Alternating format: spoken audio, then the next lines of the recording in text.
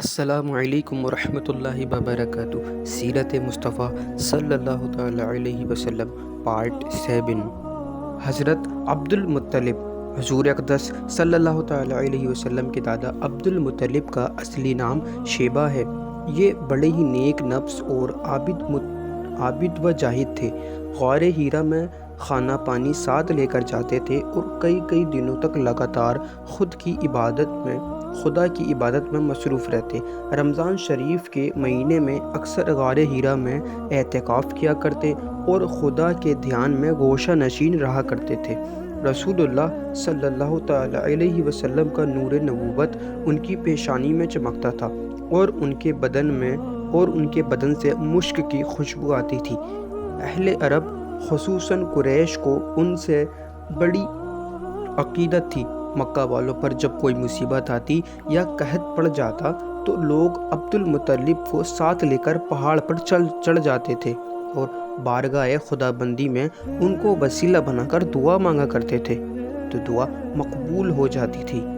یہ لڑکیوں کو زندہ درگور کرنے سے لوگوں کو بڑی سختی کے ساتھ روکتے تھے اور چور کا ہاتھ کاٹ دیا کرتے تھے۔ اپنے دسترخوان سے پرندوں کو بھی کھلایا کرتے تھے، اس لیے ان کا لقب مطعم الطیر یعنی پرندوں کو کھلانے والا ہے۔ شراب اور زنا کو حرام جانتے تھے اور عقیدہ کے لحاظ سے موحد تھے۔ زمزم شریف کا کنواں جو بالکل پٹ گیا تھا، آپ ہی نے اس کو نئے سرے سے کھدوا کر درست کیا اور لوگوں کو آب زمزم سے سیراب کیا۔ آپ بھی کعبہ کے متولی اور سجادہ نشین ہوئے۔ اصحاب فیل کا واقعہ آپ کے وقت میں پیش آیا تھا۔ 120 برس کی عمر میں آپ کی وفات ہوئی۔ اصحاب فیل کا واقعہ حضور اکرم صلی اللہ تعالیٰ علیہ وسلم کی پیدائش سے صرف 55 دن پہلے یمن کا بادشاہ ابرہہ ہاتھیوں کی فوج لے کر کعبہ ڈھانے کے لیے مکہ پر حملہ آور ہوا تھا۔ اس کا سبب یہ تھا کہ ابرہہ نے یمن کے دارالسلطنت صنعا میں ایک بہت ہی شاندار اور عالیشان گرجا گھر بنایا اور یہ کوشش کرنے لگا کہ عرب کے لوگ بجائے خانہ کعبہ کے یمن آ کر اس گرجا گھر کا حج کیا کریں۔ جب مکہ والوں کو یہ معلوم ہوا تو قبیلہ کنانہ کا ایک شخص غیظ و غضب میں جل بھن کر یمن گیا اور وہاں کے گرجا گھر میں پائے خانہ بھر کر اس کو نجاست سے لت پت کر دیا۔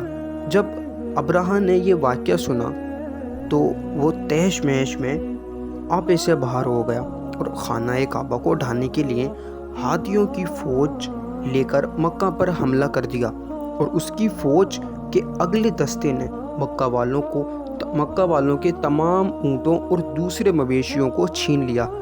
اس میں 200 یا 400 اونٹ عبد المطلب کے بھی تھے۔ عبد المطلب کو اس واقعے سے بڑا رنج ہوا، چنانچہ آپ اس معاملے میں گفتگو کے لیے اس کے لشکر میں تشریف لے گئے۔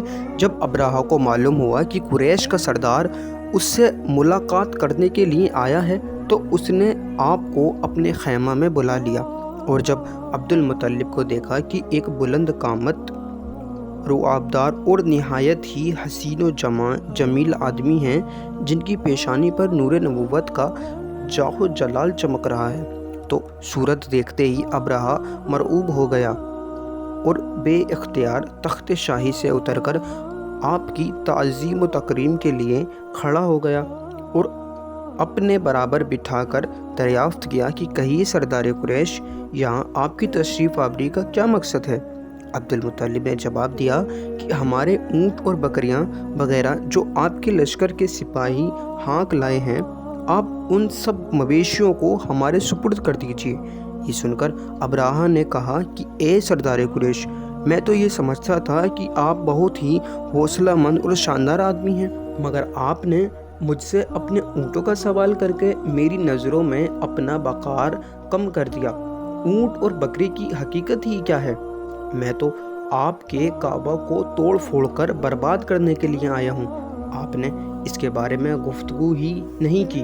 عبد المطلب نے کہا کہ مجھے تو اپنے اونٹوں سے مطلب ہے، کعبہ میرا گھر نہیں بلکہ وہ تو خدا کا گھر ہے، وہ خدا اپنے گھر کو بچا لے گا، مجھے کعبہ کی ذرا بھی فکر نہیں ہے۔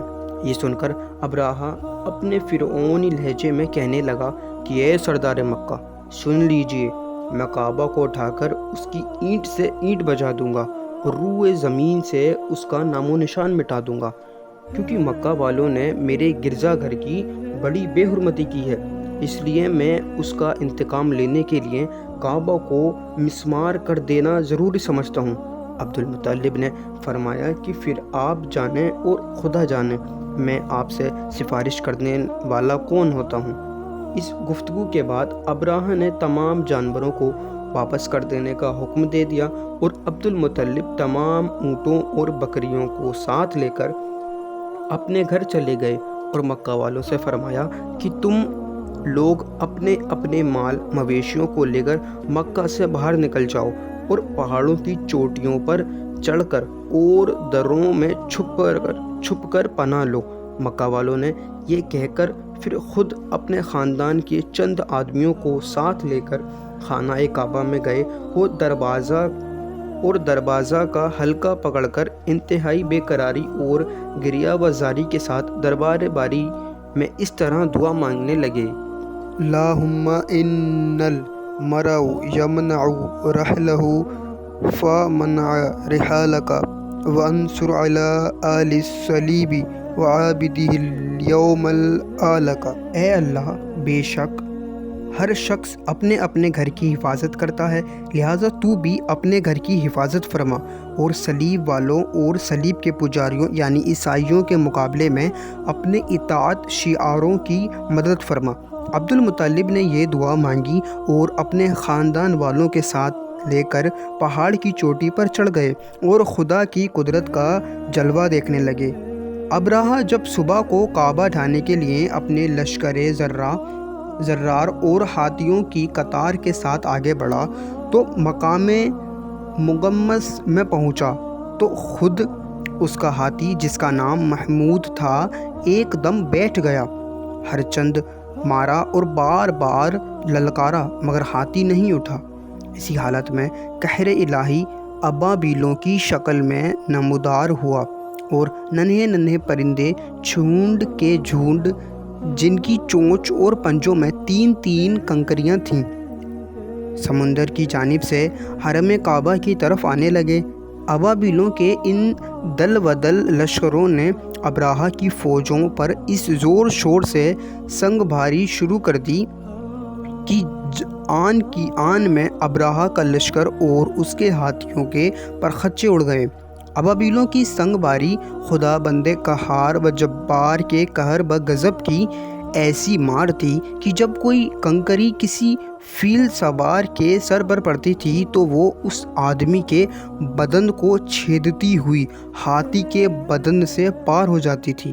اللہ اکبر! ابراہہ کی فوج کا ایک آدمی بھی زندہ نہیں بچا اور سب کے سب ابراہہ اور اس کے ہاتھیوں سمیت اس طرح ہلاک و برباد ہو گئے کہ ان کے جسموں کی بوٹیاں ٹکڑے ٹکڑے ہو کر زمین پر بکھر گئیں۔ چنانچہ قرآن مجید کی سورہ فیل میں خدا بند قدوس نے اس واقعے کا ذکر کرتے ہوئے ارشاد فرمایا: الم تر کیف فعل ربک باصحاب الفیل الم یجعل کیدہم فی تضلیل وارسل علیہم طیرا ابابیل ترمیہم بحجارۃ من سجیل فجعلہم کعصف مأکول۔ یعنی اے محبوب صلی اللہ علیہ وسلم، کیا آپ نے نہ دیکھا کہ آپ کے رب نے ان ہاتھی والوں کا کیا حال کر ڈالا تھا؟